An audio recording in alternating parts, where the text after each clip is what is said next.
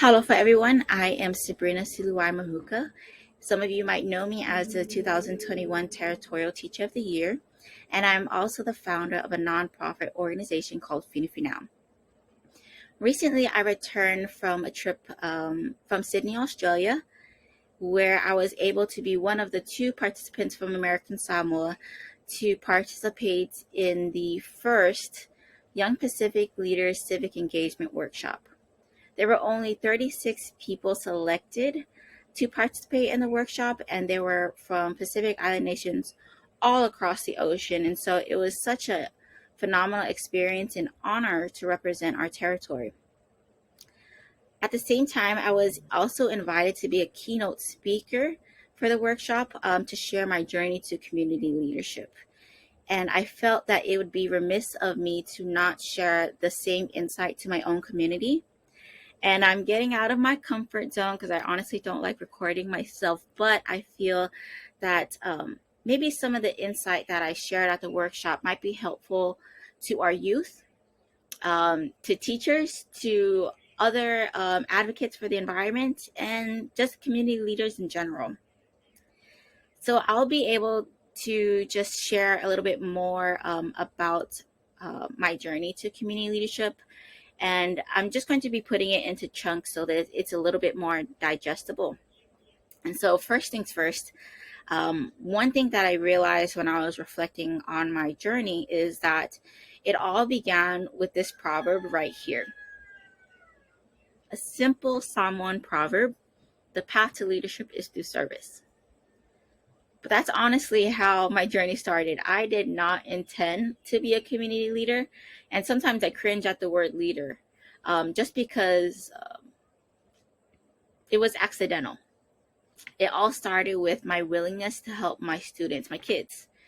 In 2017, 2016, I saw a flyer going around the school saying to apply to this amazing Indigenous program that was going to be held in West Virginia. But it was catered to science teachers. And so, of course, I just kind of put it at the back of my head because I was not a science teacher. I was an English teacher. But weeks went by and my students were interested, but they didn't have anyone to help them. And so they asked me if I would be willing to help them with their application. Long story short, of course I did say yes. I will always help my kids.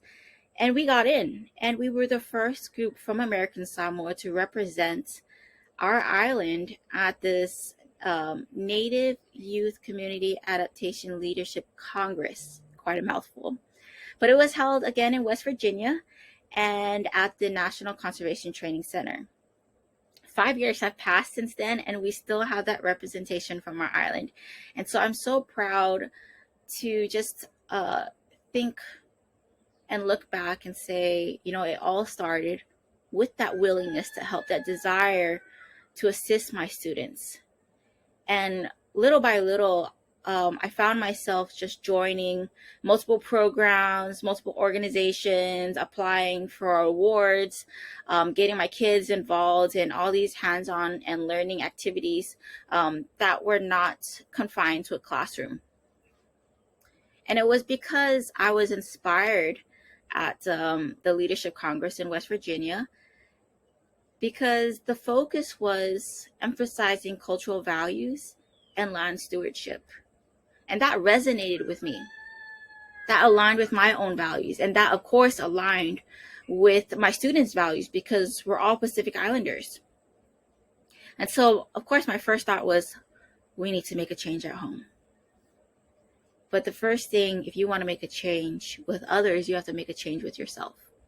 And so I had to get rid of that mindset of someone else is going to do it. Someone else's job, not my job. Because if I kept that mindset, I would have kept myself in my metaphorical box, and that would have impacted my students, and they would have never had the opportunity to represent American Samoa. And so in retrospect, I'm so grateful that that willingness, that desire to help was there. And till this day, that desire to help, to assist, and give back to my community is still going strong. And again, the goal of this video is not to just, talk about my leadership. It's literally just to share a bit of insight so that maybe others will be inspired to take up the mantle and take up the role to be a community leader as well. And in the next few days, I'll be recording and releasing some segments of my speech and lessons that I've learned along the way. These lessons include acknowledging your discontent, but also remembering to show gratitude. Super important.